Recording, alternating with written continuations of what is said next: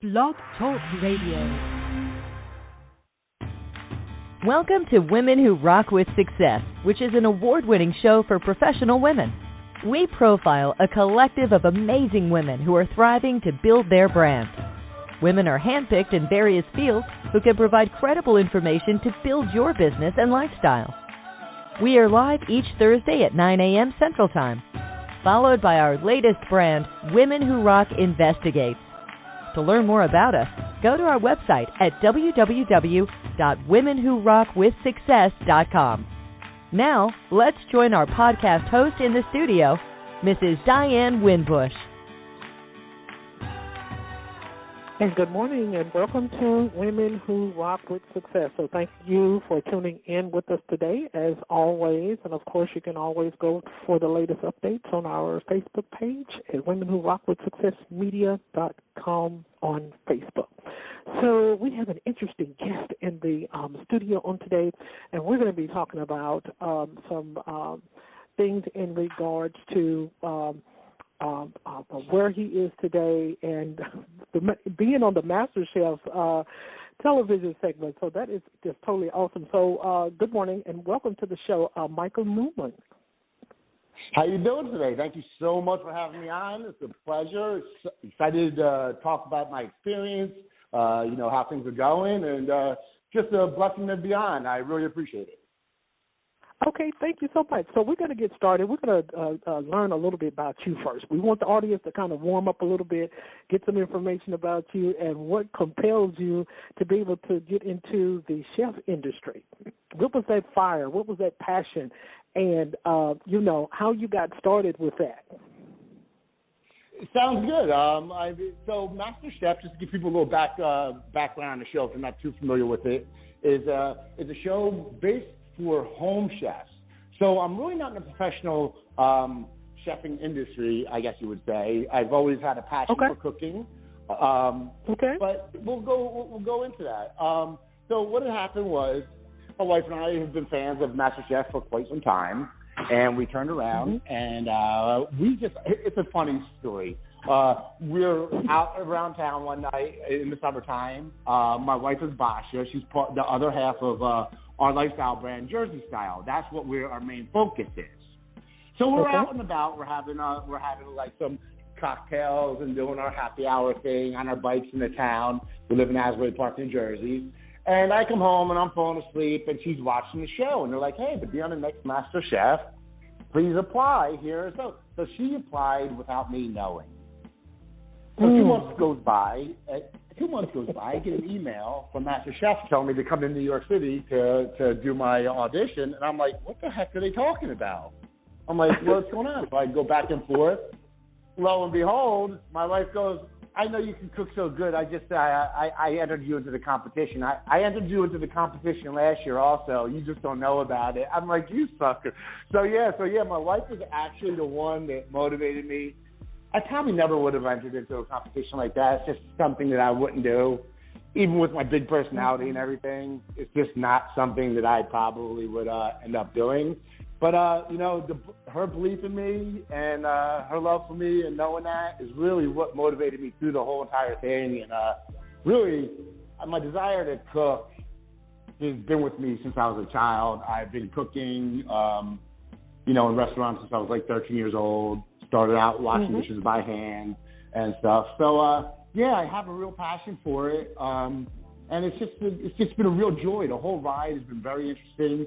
Unfortunately, we did some filming during COVID, which broke up the film. We had 10 episodes recorded, and then we turned around and we had to go home for 8 months. Then we went back out there and we finished it up. So it kind of ruined the ebb and flow of things. But all in all, I'm very happy with how I finished, how I completed it, finished off, and how the show turned out, how they made me look, due to editing and stuff. You never know what they're going to do when you're on set for 13 hours and you're only getting 40 minutes. It's been a really, really, really crazy ride, a really exciting ride, and I'm hoping that it's just getting started. Okay, that's great. That's great. Your wife was the one that actually pulled the strings in order to kind of get you motivated onto another level. Okay, that is so great. Yes, so take us a little bit inside a little bit about how was it working with Ramsay Gordon on the set? So this is a question I answer quite often, and let me tell you something. He's really a gentle giant. He's like, I'm a very into, I kind of relate with him very much so. Me and him, we're actually friends on Instagram now, and we go back and forth. And I defend him at times because a lot of people think, that he's this so upfront, and he's kind of like how, I don't know where the show is located out, your show is located out of, but like, it's kind of like a New Yorker, you know what I mean? New Jersey guy. Okay. Like, we're just right to the point. We're right to the point. We're not going to beat around the bush.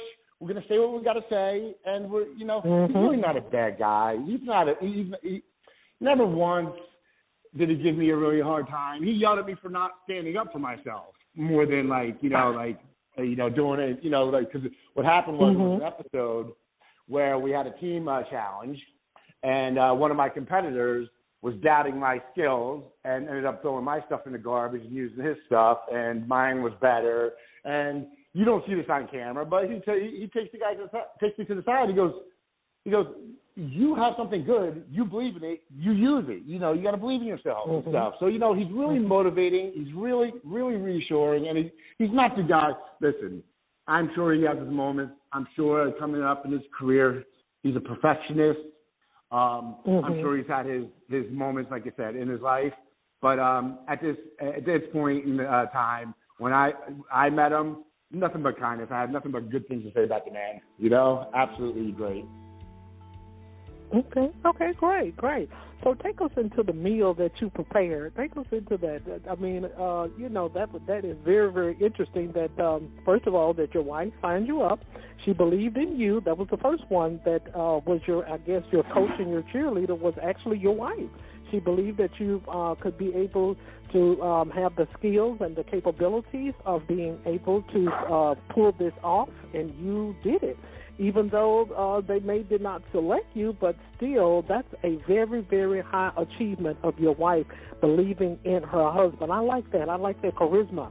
So tell us a little bit about the meal that you prepared. Get our mouths watering about what it was that you prepared and why you selected that meal.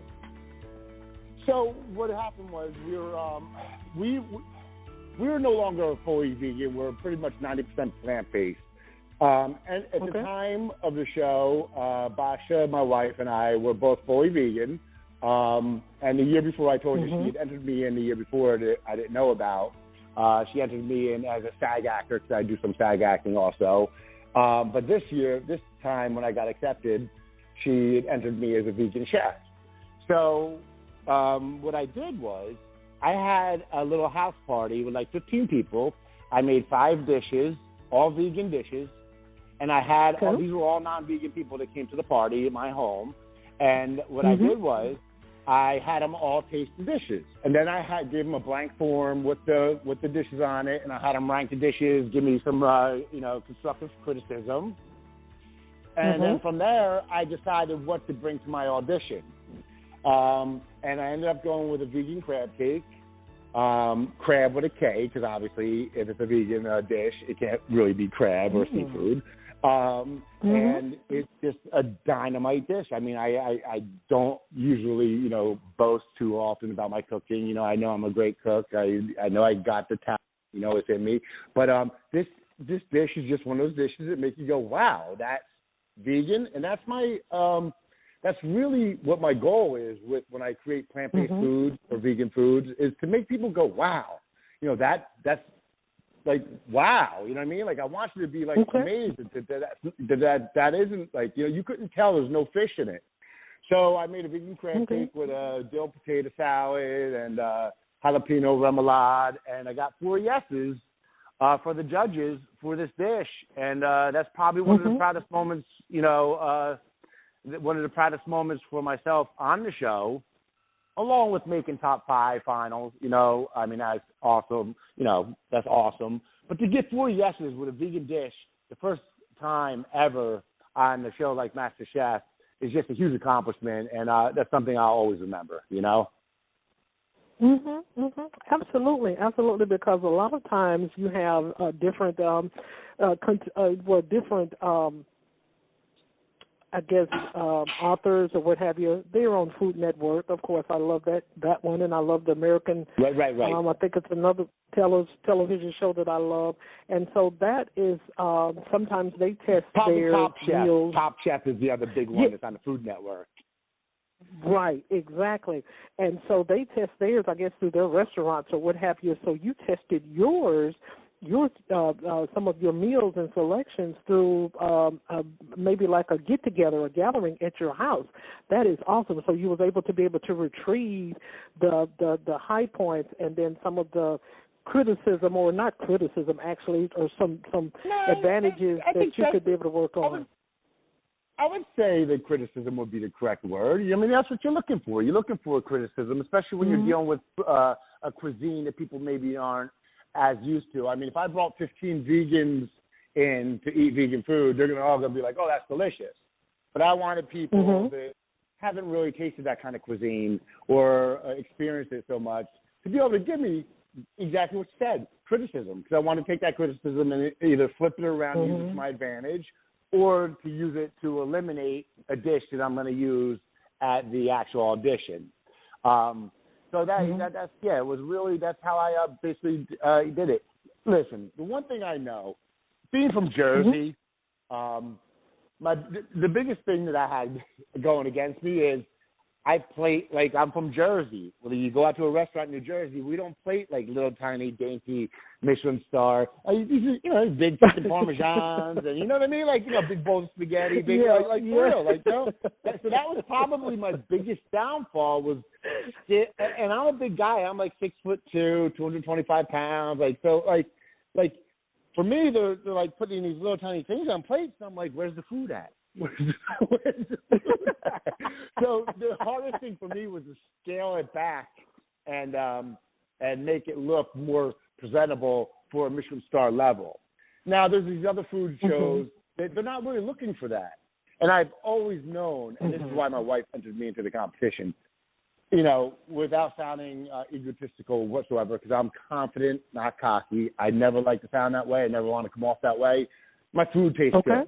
When I feed people, my food tastes good. And that's why I was there for so long. It wasn't because my presentation was always so on point. It's because when they tasted my food, they were like, come on, Mike. They're probably having conversations amongst themselves going, come on, Mike, can't you, like, make this a little bit smaller? Can't you do this something a little it tastes delicious? I mean, but, it's all part of competition. And, you take the, like you said, the ebb with the flow, and you go with it, and you just, real quick story, because of COVID, we were doing daily eliminations. So generally what happens is eliminations are only like twice a week. We were doing, because we were trying to squeeze it in before they shut down Hollywood, so we were doing daily eliminations. We were on set for 12, 14 hours. You're sweating. It's very stressful, the competition. I mean, it's very stressful. I mean, a lot of, hurry up and wait, but the competition itself is so stressful. And then you get back to your hotel room. It's 10 o'clock at night. You scarf down something to eat, and then you turn around and you're waking up.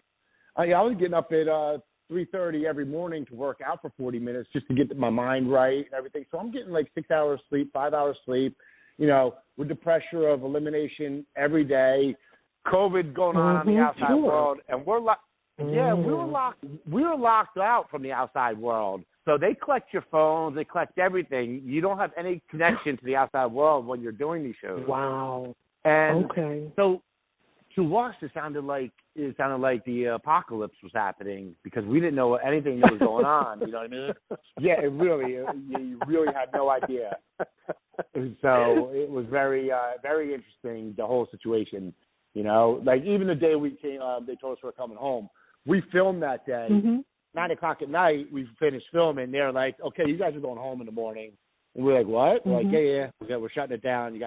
You're headed back home. So, it was just a very interesting experience. I believe for the season 11 contestants, the season I was on, Legends, it was different than it was for any other season because of the COVID situation.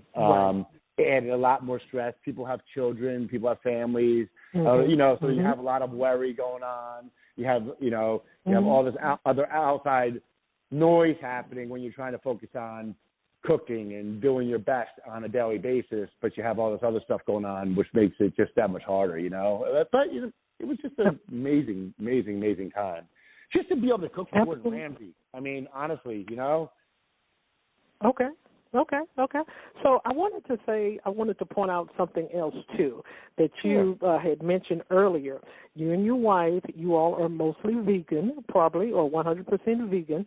Vegan is the most popular meal planning today. People are trying to get away from certain types of meats and what have you, and then people are converting to plant food preparation in their meals and what have you. So what are some of your short-term goals as to continuing this I guess I would say legacy. I don't know if that's the right word that your wife has started in regards to that. The trend of veganism, is that what you're trying to get at? Yes. So I'm going to be completely transparent. While we were home during COVID, I had to cook. We were getting homework assignments because they wanted to keep us cooking for the show, of course, And I had to cook non-vegan meals, and nobody's eating your food during COVID. You know what I mean? Nobody's taking your food. So we fell off a little bit, and I have no shame in that. It is what it is. We're 100% authentic. We're completely transparent. So there was a point there where we were we like to say we're plant-based now. We like to stay 90%, pretty much 90% vegan. We don't do dairy. Dairy is inflammatory. I mean, I can go into a whole bunch of different things, but we really just want to promote a healthy lifestyle. Everybody has their own angle on health. So for us, we just believe that the way farming happens in America, and I'm going to keep it very, very generic because I don't want to attack any one industry or anything like that. Right. But the way the farming system is in America, we just don't believe it's healthy for you unless you have your locally grown stuff, your locally farmed animals. Where your stuff is coming from. We believe that plant-based is definitely probably the healthiest way to live your life. It all started. I know I'm retracting back because I just popped in my head. It all started because go ahead. At 30 years old, I had a colon issue. And I had started, my grandmother had colon cancer. She, bless her heart, lived to 88, but she had colon cancer at 44. So at 30 years old, I had some colon issues. And it's not why I started going vegan, but, I knew I had some problems there, obviously. Okay. So probably about 5 years ago, I hadn't had a colonoscopy. I'm supposed to go every 2 years because of this, my family history. So about 3 years ago, I hadn't gone for 5 years, and I'm like, oh, boy, what are they going to find in there? I'm like, oh, I'm all stressed out, this, that, the other thing. I go in, doctor comes out, he's like, dude, you have no polyps, you have nothing going on. What's going on? What's changed? What's changed in your life? I've been seeing you now for 15 years, and this is, the cleanest I've seen you. And I told him that I had been vegan. And this is an Indian doctor, and, they're vegetarian. So, Indian, the national, the ethnicity.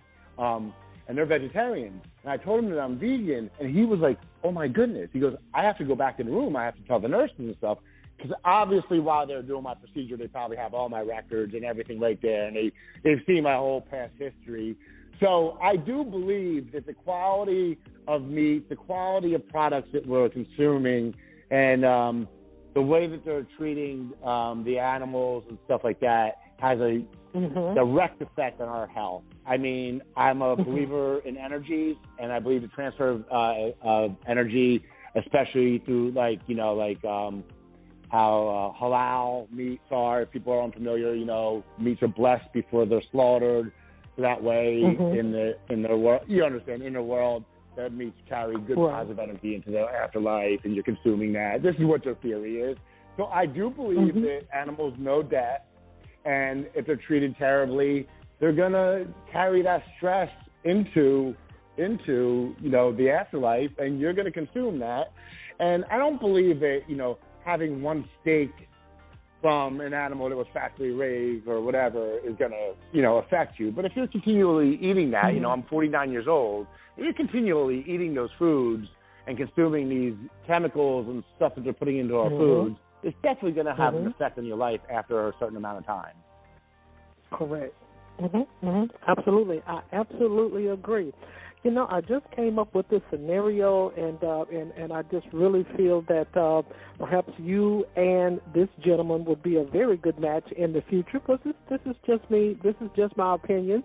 And so, of course, on your profile online, I like how you come out with the chef apron on, and then you have the tattoos on the arm, and what comes to mind is Guy's Grocery Games. And I said, now what would it look like for Michael to be on that show? And I wanted to kind of share that with you and to see how you would feel about being a contestant on there. They take the little grocery bags and the grocery carts and they run with them and they They get a certain amount of time, right, to do shopping. Yeah, and so we want your opinion on that, of how you feel that you would be a real good contestant and it's a limited time, of course, just like it is on, I'm pretty sure, Gordon Ramsay's show and what have you. But it's just, I don't know, it just came to mind when I saw you with the apron and the profile that you have. I said he probably would be a real good contestant, because that's the way Guy comes out as well. Sometimes he's tattooed it up and what have you, and he has his hair all, in that certain type of style. So just talk to us a little bit about that and how you would think, in your own opinion, how you could be able to be successful even as a contestant on that show. So, in MasterChef on Fox, MasterChef has something called Mystery Box. The Mystery Box is where you don't know what the ingredients are going to be. And this is why my wife entered me into the competition, because my real talent is being able to take random ingredients and creating a dish. Okay? I'm not a recipe guy, I don't want to get too off topic really quickly, but I want to say, so I'm not a recipe guy. So when we were out there and we were prepping for the show, or you would be there were some people that were studying in books and this and that. And I'm walking around with my cocktail and I'm just hanging out because I'm the kind of guy where if I overthink things, you know what I mean? If I overthink things, I'm going to mess it up. And that's what happened the day I went home. I was overthinking. I went home that day. But with the guys show, I know I would do great on that, because that is what my special talent really is. My talent is going to the refrigerator, a fridge just almost barely has anything in it maybe, and creating dishes from random ingredients, and being able to put them together. My talent is knowing I don't even know how I know it, what meshes together. I just did it last night. We had nothing in the house to eat. When I say nothing to eat, just food. But do I really want to pull out something and cook it and do this or that? But so we had a little bit of pasta in the fridge, and we had a little bit of asparagus, and then there was I took some tofu and I diced it up, and I made some Asian sauce. So my real strength is taking random ingredients and putting them together. So I think on Guy's Grocery Games, I believe that's what it's called, right? Guy's Grocery Games. I believe I would love to be on the show. Of course, Guy seems like an awesome dude, and on top of it, I just think that plays to my strengths for sure. This is something that I do really well, is take random things and put them together, and that is why my wife entered me into the competition. For that reason right there, just because my ability to take things and put them together. And she's like, how did you do this? Where did this come from? We didn't have this in the house. I'm like, no, we had it out there. You just got to know what to put together. And she's like, this is amazing. And that's really what I think that's why I'm married to her. I think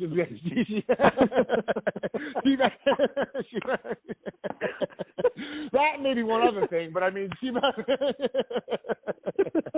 but yeah, she was really flabbergasted by my ability to be able to cook, my ability to cook and put things together, especially when it looks like you have nothing to eat in the house.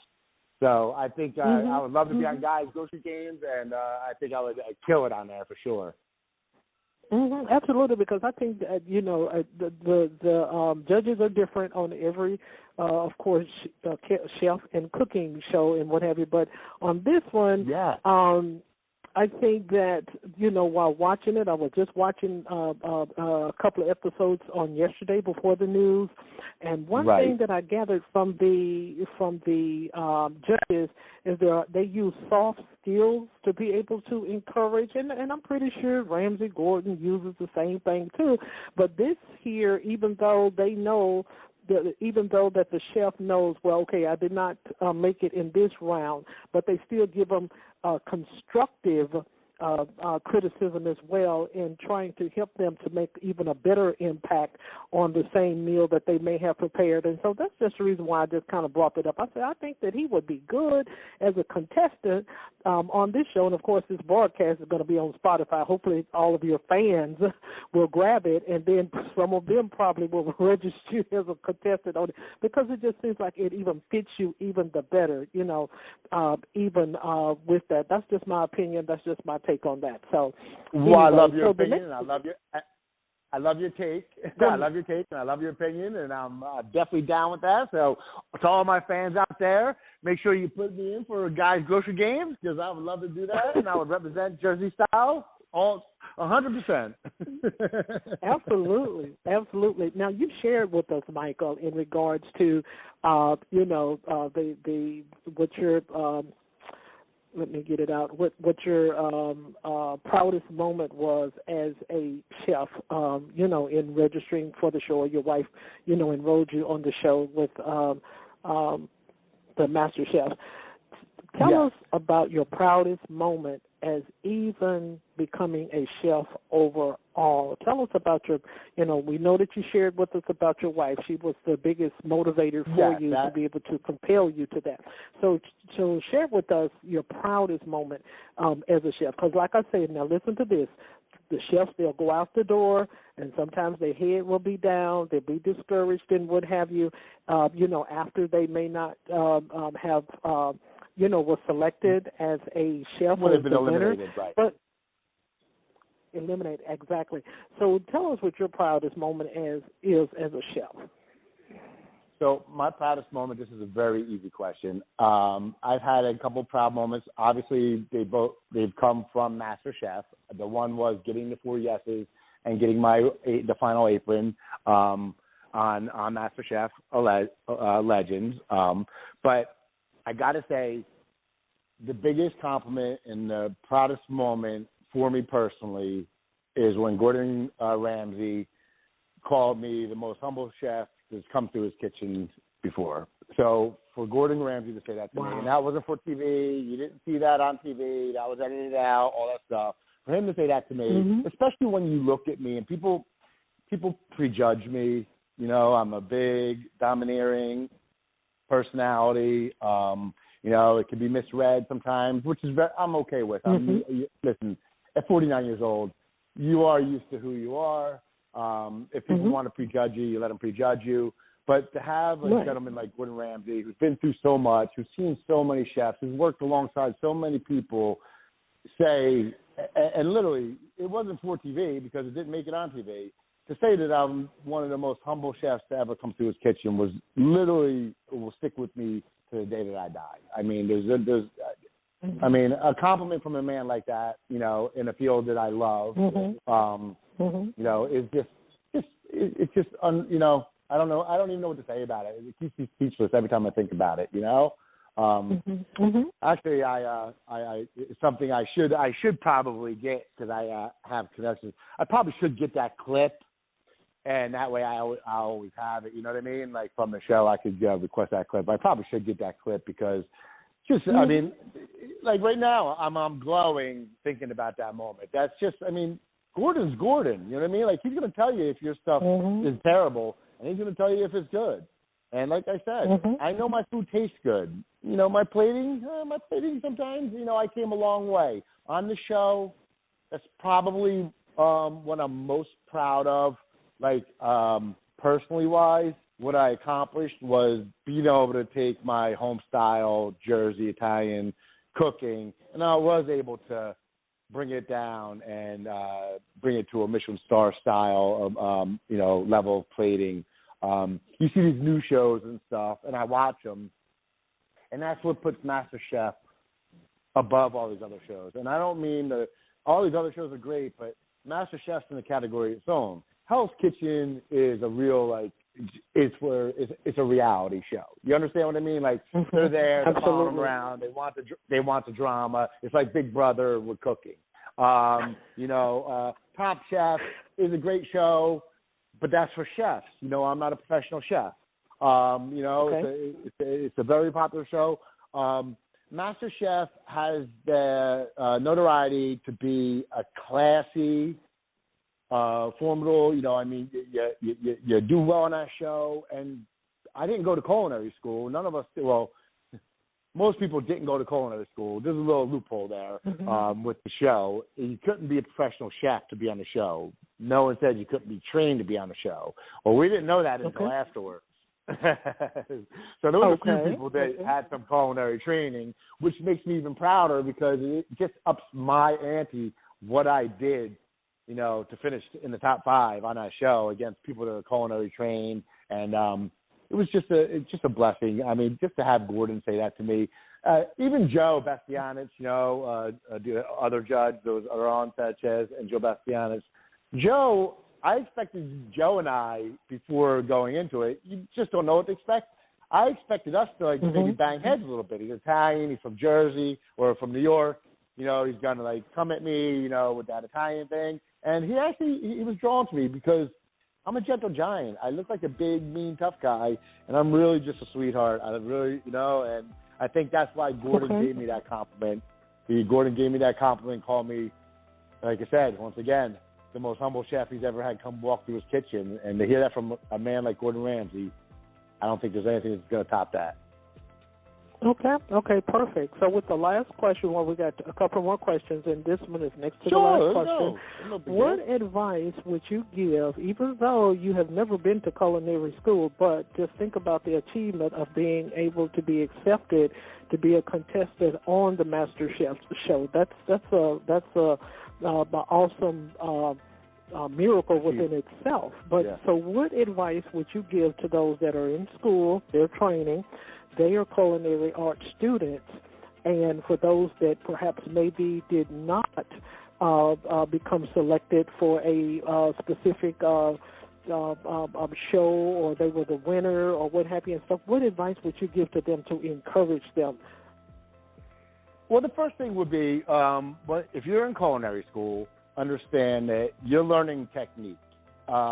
Most people that would go into culinary school, they probably do have more technique than myself. So, whether it's culinary school, whether it's you want to drive a tractor, it doesn't matter what it is. Do it to your fullest and do it to the best of your ability. That's number one. Fulfill your dream. Go after whatever it is you want to go after. If you're in culinary school, know that when you come out of the culinary school, all them things you learned are going to help you propel in the culinary industry, but nothing is going to set you up for working in an actual restaurant, a Michelin star restaurant, or any kind of restaurant. Because once you get behind that line, and them tickets start flying in, and them orders start coming in, all that training goes out the window. You can't be trained for that. That's that on-the-job training. So just believe in yourself, okay? My wife and I's lifestyle brand, Jersey Style, our mantra is love plus positivity equals success. And what we mean by that is, we mean just go out there and be loving, believe in yourself, support others. Others may be struggling where you're striving. Help other people, because you're going to need somebody to help you also. So definitely be there for other people. And then if you're not in a culinary school and you're striving to get to culinary school, and maybe you can't afford it, or maybe financially, or something's preventing you from being able to do it, know that you can still chase your culinary dreams by self-teaching yourself. You just have to have a passion for life, a passion for what you do, no matter what it is. I mean, listen, everything in life doesn't come down to books and pencils. We all know this. You know what I mean? Yes. School is very important.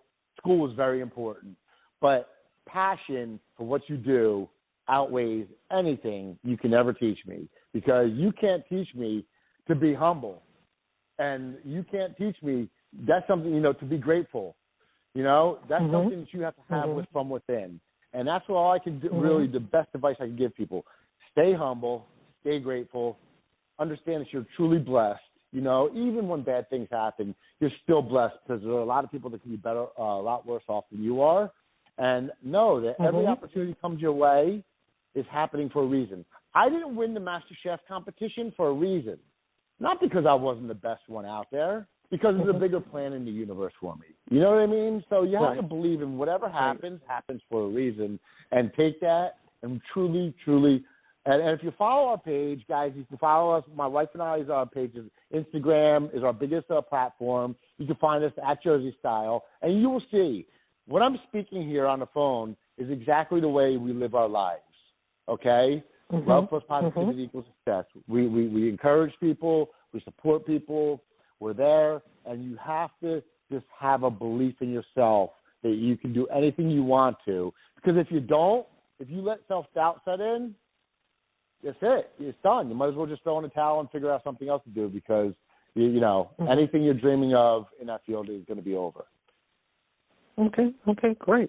So, Michael, we have enjoyed you on today on the broadcast, but we would not close the podcast without allowing you to be able to share with our audience of how they can be able to follow you, how they can be able to connect with you, any links or websites that you would like to share, any publications that you have published, books, and also if you have any master classes that are coming up, you can be able to share that with the audience at this time.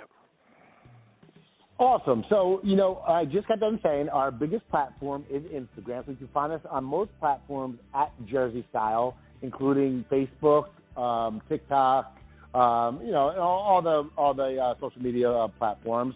Instagram's our largest platform. There we have our link tree, which links you to all of our publications, all of our articles.